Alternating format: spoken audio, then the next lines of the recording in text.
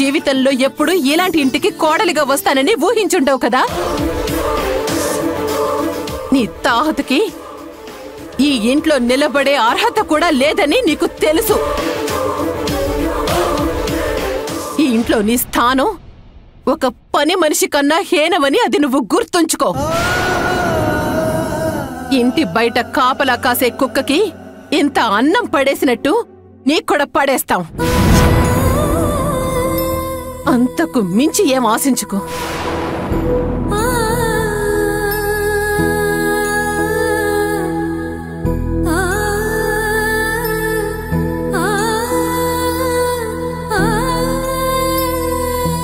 చూడమ్మా, ఆకాశం ఎంత నిర్మలంగా కనిపించినా అప్పుడప్పుడు కారుమబ్బులు కమ్మి ఉరుములు మెరుపులు వచ్చి భయపెడుతూ ఉంటుంది.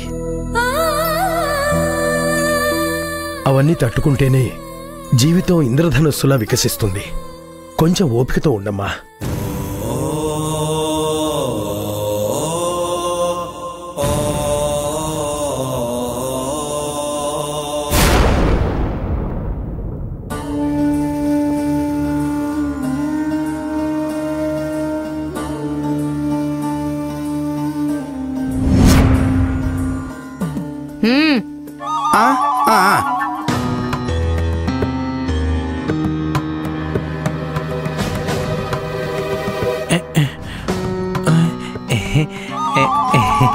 అసలు మా నాన్న తాగుడికి అలవాటు పడ్డానికి కారణం నువ్వే అత్తయ్యా.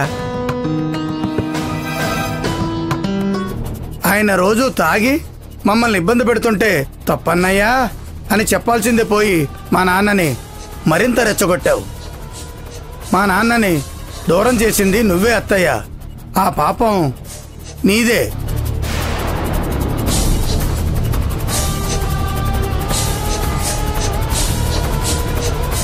ఆపేవే, చదువు. ఇంకా ఏం రాసుందో. మా నాన్న చనిపోయాక ఆస్తినంతా నీ చేతుల్లో పెట్టుకుని మమ్మల్ని నీచంగా చూసి నరకం అంటే ఏమిటో తెలిసేలా చేశావు. ఇంకా నీ దగ్గర బానిసల్లా పడుండాల్సిన అవసరం లేదు. మా దారి మేము చూసుకుంటాం. నువ్వు మా గురించి వెతకాల్సిన అవసరం లేదు. ఇట్లు హాసిని.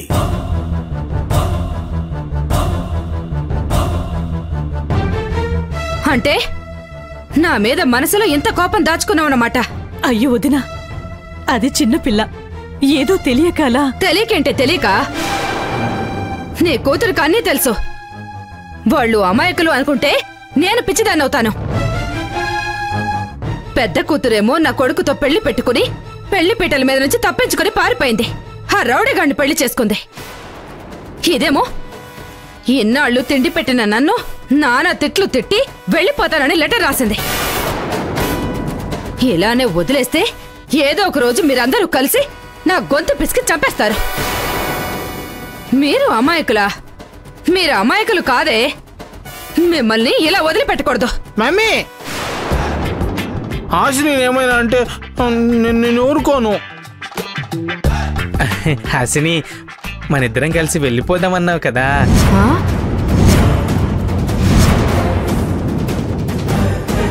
వెళ్ళిపోదాం పదా హాసిని. ఏంటారు నువ్వనేది? అవునమ్మా, హాసిని నిన్ను కలిసి ఎక్కడికైనా వెళ్ళిపోతాం. హాసిని రా. హాసిని, ఇక్కడుంటే అమ్మ నిన్ను తిడుతూనే ఉంటుంది. మనం వెళ్ళిపోదాం దా. అమ్మో అమ్మో అమ్మో అమ్మో, ఏం ప్లాన్ చేశారే తల్లి కూతుళ్ళు?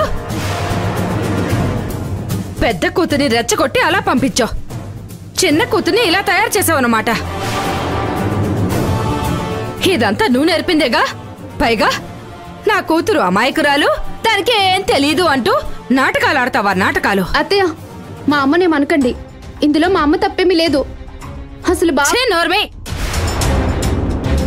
సిగ్గు లేకుండా ఇంకా మాట్లాడుతున్నావా?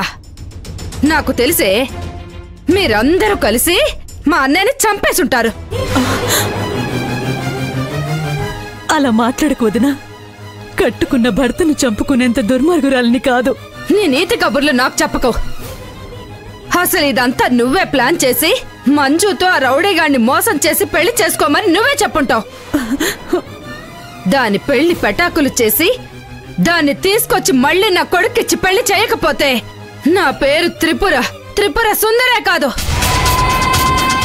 నువ్వు అలాగే చూస్తూ ఉండు. ఆ రౌడీగాడు రేపో మాపో దాన్ని తన్ని బయటికి తరిమేస్తాడు. అప్పుడు అది కుక్కలాగా నా దగ్గరికే వస్తుంది. అప్పుడు చెప్తా దాని సంగతి.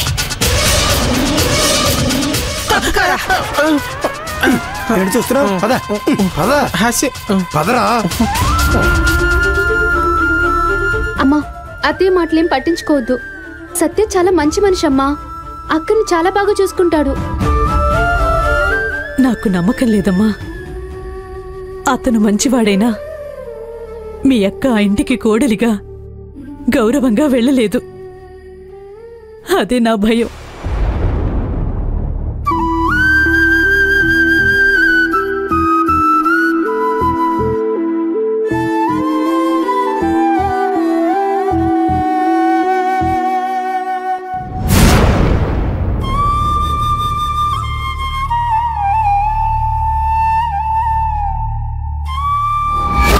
ఈ ఇంట్లో నీ స్థానం ఒక పని మనిషి కన్నా హీనమని అది నువ్వు గుర్తుంచుకో.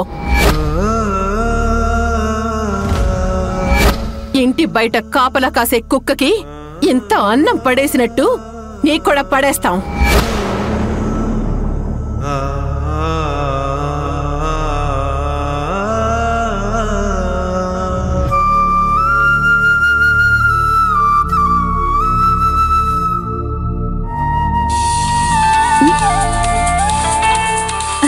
అమ్మా, అక్క ఫోన్ చేసింది.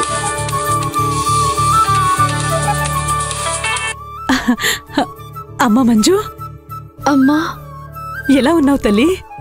నేను బాగానే ఉన్నానమ్మా.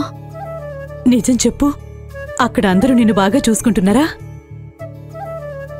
అమ్మా, చాలా బాగా చూసుకుంటున్నారు. నువ్వు అబద్ధం చెప్తున్నావు కదా? లేదమ్మా, నేను నిజం చెప్తున్నాను. 9 నెలలు మోసి కని 24 ఏళ్లు పెంచిన ఆ అమ్మనే నేను. నీ గొంతులో దాచుకున్న బాధని ఆ మాత్రం కనిపెట్టలేనా? అదేం లేదమ్మా.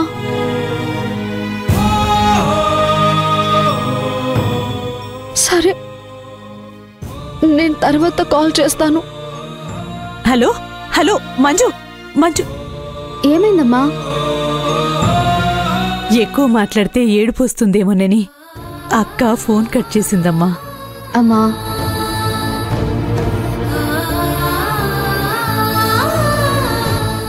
ఏంటమ్మా, ఏమైంది? ఎందుకు అలా ఉన్నావు? ఏం లేదండి. అదేంటమ్మా, చక్కగా మావయ్య అని పిలువు. అసలు ఇల్లు మొత్తం చూసావా? అమ్మా ప్రియా, అమ్మా ప్రియా. వస్తున్నా నాన్న. ఏంటి నాన్న? చూడమ్మా, మీ వదిని తీసుకెళ్లి తన గదిని చూపించు. అలాగే నాన్న. రా వదినా. వెళ్ళమ్మా. రా.